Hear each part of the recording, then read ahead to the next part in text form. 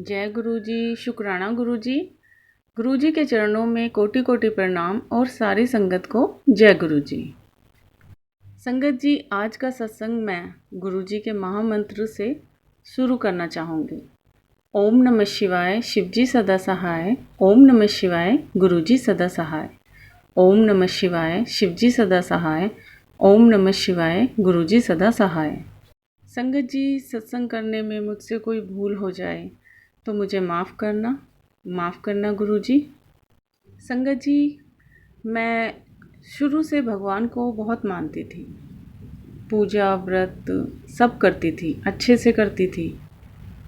ज़्यादा विधि विधान से तो नहीं, पर हाँ अच्छे से करती थी, नॉर्मली जैसे करते हैं वैसे। शादी के बाद भी मैंने पूजा पाठ को जारी रखा और साथ में मैं व्रत भी करती थी। मेरे ससुराल में सभी बहुत अच्छे थे और सभी मुझे बहुत इम्पोर्टेंट देते थे। सब कुछ बहुत अच्छा था। फिर 1-2 साल के बाद मेरी तबीयत ख़राब रहने लगी। हमेशा बीमार रहने लगी मैं। शरीर में कंपन सी रहती थी, जैसे सब कुछ हिल रहा हो। मेरे अंदर एक अजीब सा डर, घबराहट, बहुत ज़्यादा, पता नहीं क्या था, लेकिन अजीब सा डर लगता रहता था मुझे और हमेशा घबराहट रहती थी। मुझे समझ भी नहीं आ रहा था कि मुझे ये घबराहट क्यों रहती है, किस बात का डर है, मुझे ये भी नहीं पता चल रहा था। सब कुछ अजीब सा हो रहा था। फिर उसके बाद मेरे अंकल जी ने मेरे टेस्ट कराए, मेरे फुल बॉडी टेस्ट हुए। उसके बाद टेस्ट डॉक्टर को दिखाए तो डॉक्टर ने बोला कि सारे टेस्ट ओके हैं और कोई प्रॉब्लम नहीं है। ज़्यादातर लेडीज़ों के कुछ ना कुछ प्रॉब्लम निकलती है, लेकिन इन टेस्ट को देख के तो ऐसा लग रहा है कि इनमें कोई प्रॉब्लम है ही नहीं, तो मैं दवाई किस चीज़ की दूँ। सब कुछ ओके है। फिर संगत जी, हमने दोबारा टेस्ट कराए कुछ महीने बाद कि शायद पता नहीं कुछ और कोई बीमारी हो जो पता नहीं चल रही है, शायद अब पता चल जाए। टेस्ट में ही कुछ गड़बड़ हो सकती है। तो 2-3 महीने के बाद हमने दोबारा टेस्ट कराए, लेकिन दोबारा टेस्ट करने के बाद भी रिपोर्ट में सब कुछ ओके था। फिर उसके बाद 1-2 साल बाद भी मैंने कई बार टेस्ट कराए, लेकिन डॉक्टर हमेशा रिपोर्ट को ओके ही बताते थे। लेकिन मेरी ऐसी हालत हो रही थी कि मैं हिल भी नहीं पाती थी, बिस्तर में पड़ी रहती थी, एकदम मूर्छित रहती थी और मेरे शरीर में, मेरे हाथ पैरों में बिल्कुल भी जान नहीं थी। मेरे से घर का काम भी नहीं हो पा रहा था, मुझसे कुछ नहीं हो पा रहा था। मैं हमेशा लेटी रहती थी, बेहोश सी पड़ी रहती थी। मेरे अंकल मेरी बहुत देखभाल करते थे, खाने पीने का, सब चीज़ का और दवाई का हमेशा ख्याल रखते थे। उसके बावजूद भी मैं ठीक नहीं हो पा रही थी। शुरू में मेरे अंकल मेरी बहुत ही देखभाल करते थे, लेकिन उसके बाद मेरे अंकल में बदलाव आने लगा। वो चिड़चिड़े होने लगे, मुझे बीमार देखकर और भी गुस्सा हो जाते थे, गुस्सा करने लगे थे और मेरी देखभाल करना भी उन्होंने बंद कर दिया था। उनका ऐसा बिहेवियर देखकर मुझे और गुस्सा आने लगा। एक तो मैं अपनी बीमारी से परेशान थी और साथ में जो अंकल जी का बिहेवियर चेंज हो रहा था, मैं उससे भी बड़ा परेशान थी। ये देखकर अंकल जी की बहन बोली कि कुछ तो गड़बड़ है, तुम किसी को दिखाओ। ये बीमारी नहीं है, शायद कोई ब्लैक मैजिक है। तुम कहीं पंडित या बाबा वगैरह को भी दिखाओ। संगत जी, हम बाबाओं पर विश्वास नहीं करते थे। हमें पहले तो बिल्कुल नहीं लगा कि ऐसा कुछ है, लेकिन बाद में बहुत कुछ ऐसा हुआ कि हमें मजबूरी में या कैसे भी लगा लो, हमें यकीन होने लगा था कि शायद ये ब्लैक मैजिक है। हमें उन्होंने एक बाबा बताया और हम उस बाबा के पास गए।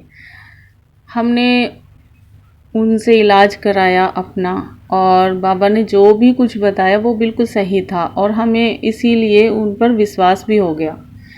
बाबा ने हमारा इलाज किया, बहुत पैसे लिए और सच में संगत जी बहुत ही अच्छा हो गया, सब कुछ अच्छा हो गया था और हमारे सारे काम बन भी गए थे और हमें विश्वास हो गया था कि हाँ, ये बाबा अच्छे हैं। फिर कुछ महीने बाद फिर से वही सब, तबीयत खराब रहना, घर में दरिद्रता आनी, उठना नहीं सुबह और ना ही पूजा पाठ होनी, वही सब, मतलब संगत जी, मतलब पहले जैसा ही सब कुछ हो गया। कुछ ही महीने ठीक रहा था, फिर उसके बाद हम किसी के कहने पे फिर कहीं जा रहे हैं, मतलब गलत रास्ता हमने अपना लिया था बाबाओं का, जो कि बिल्कुल गलत था। हम ना चाहते हुए भी हम बाबाओं के चक्कर में फंसते जा रहे थे। हमारा पैसा भी जा रहा था और हमें कुछ बेनिफिट भी नहीं मिल रहा था और हमारा काम भी नहीं हो रहा था, तबीयत भी ठीक नहीं हो रही थी। हम वैसे के वैसे ही परेशान थे। कुछ महीने ही ठीक रहते थे बस, तब तक इलाज चलता था। उसके बाद फिर वही सब रहने लगा था।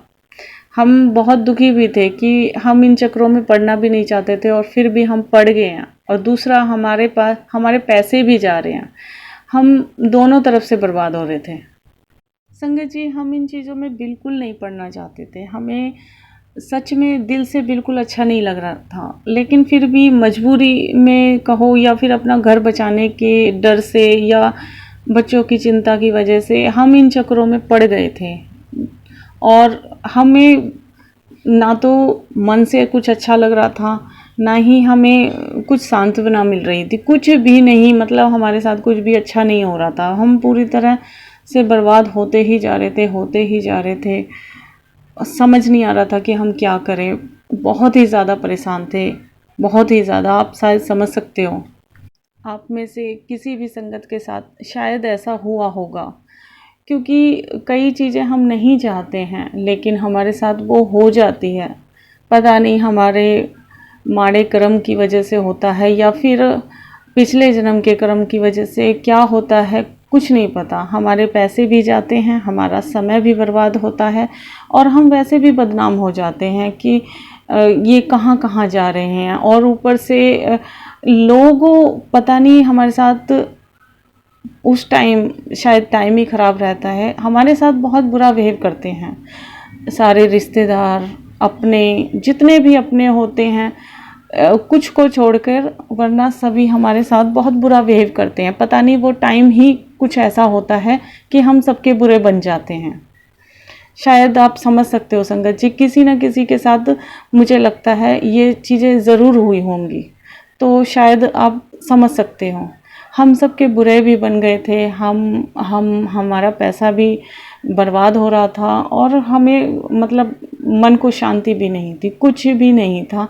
ऐसा लगता था ज़िंदगी बिल्कुल ख़राब है हमारी, बिल्कुल अच्छी नहीं है।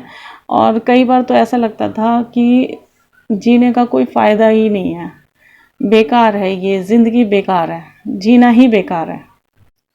फिर शायद मेरे दुख बहुत ज़्यादा हो गए थे और मेरे दुखों का अंत होने का समय आ रहा था या आ चुका था। तो मुझे एक आंटी मिली जिन्होंने मुझे गुरुजी के बारे में बताया। और संगत जी, गुरुजी तो दया के सागर हैं, बहुत ही प्यारे हैं। गुरुजी ने हमें अपनी संगत बना लिया। संगत जी, ऐसा द्वार गुरुजी का इतना प्यारा, जिसमें ना घंटी बजाना, ना धूप जलाना, ना धूप दीप जलाना, ना फूल चढ़ाना, ना प्रसाद चढ़ाना, ना जल चढ़ाना, ना कुछ खरीदना, ना किसी को कुछ देना। गुरुजी का ऐसा दरबार ना कभी सुना, ना कभी देखा।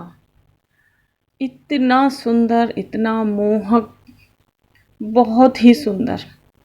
बस झोली भर कर लेना ही लेना होता है। गुरुजी तो इतना देते हैं कि झोली कम पड़ जाए। गुरुजी तो खिलाते पिलाते सब कुछ करते हैं और साथ में झोली भर भर के आशीर्वाद देते हैं, अपना अपना प्यार देते हैं अपनी संगत को, अपने प्यारे बच्चों को। गुरुजी तो सिर्फ हमें देते ही देते हैं संगत जी, हमसे कुछ नहीं लेते। बस उन्हें थोड़ा सा प्यार और अपनापन चाहिए होता है और कुछ नहीं। हम पापी लोग, हम गुरुजी को दे ही क्या सकते हैं। हम अपने प्यारे गुरुजी, अपने प्यारे महाशिव को क्या ही दे सकते हैं संगत जी, कुछ नहीं दे सकते हम। हमारी इतनी औकात कहाँ संगत जी। हम तो सिर्फ उनका शुक्राना ही कर सकते हैं। कई बार तो हम उनका अच्छे से शुक्राना भी नहीं कर पाते हैं। माफ़ करना मेरे प्यारे गुरुपा, माफ़ करना। हम आपके बच्चे हैं, नादान हैं, गलतियां करते रहते हैं, पर क्या करें, आप इतने अच्छे हो और प्यारे हो कि हमें हर बार माफ़ कर देते हो। मेरे गुरुजी ने मेरी सारी परेशानियां अपने ऊपर ले ली और मुझे सभी परेशानियों से मुक्त कर दिया।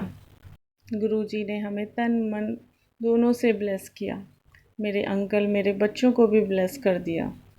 अब मेरे अंकल जी बहुत अच्छे से रहते हैं और मेरे बच्चे भी साथ में अच्छे से पढ़ते हैं, लिखते हैं, ठीक भी रहते हैं। शुक्राना मेरे गुरुपा, शुक्राना, अनंतम अनंतम बार शुक्राना, हर पल हर बेला शुक्राना, शुक्राना मेरे गुरुजी।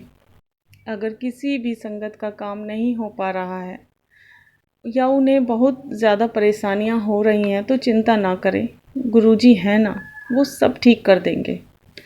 यदि समय लग रहा है तो भी घबराएं ना, क्योंकि गुरुजी अच्छा नहीं बेहतरीन करते हैं और उसमें तो समय लगता है ना, इसीलिए आप चिंता ना करें, गुरुजी हैं ना हमारे साथ। दूसरा संगत जी, हमारे कर्म भी तो होते हैं। क्या पता हमने क्या कर्म किए हैं, क्या क्या पिछले जन्म में या फिर इसी जन्म में कितने कर्म किए हैं, किसका कितना दिल दुखाया है, हमें नहीं पता चलता संगत जी। कई बार हमसे गलतियां हो जाती हैं लेकिन वो हमें नहीं पता चलता, लेकिन गुरुजी तो सब जानते हैं। संगत जी, आप गुरुजी पर हमेशा विश्वास रखिए, उन पर विश्वास करना कभी मत छोड़ना। मंत्र जाप हमेशा करते रहें, गुरुजी के वचनों का पालन करते रहें। फिर देखना संगत जी, गुरुजी हमें कैसे फर्श से अर्श तक ले जाते हैं। गुरुजी बड़े प्यारे हैं, वो हमारे पिता हैं और पिता बच्चों को बेहतर से बेहतर ही देते हैं। गुरुजी सब जानते हैं, गुरुजी से मांगो मत, गुरुजी को मानो। गुरुजी के बारे में मैं क्या ही बोलूं, शब्द कम पड़ जाते हैं। ऐसा कोई शब्द ही नहीं है जिससे हम गुरुजी का गुणगान गा सकें। खैर संगत जी, सत्संग काफ़ी बड़ा हो रहा है, मैं अभी अपनी वाणी को यहीं विराम देती हूँ और साथ में यही दुआ करती हूँ कि जैसे गुरुजी ने मुझ पर अपना आशीर्वाद और प्यार जताया है, दिया है मुझे, वैसे ही सभी संगत को इतना ही प्यार, इतना ही आशीर्वाद मिले। संगत जी, मैं गुरुजी के महामंत्र के साथ आपसे विदा लेती हूँ और अपनी वाणी को यहीं विराम करती हूँ। ओम नमः शिवाय, शिवजी सदा सहाय। ओम नमः शिवाय, गुरुजी सदा सहाय। जय गुरुजी, जय गुरुजी संगत जी।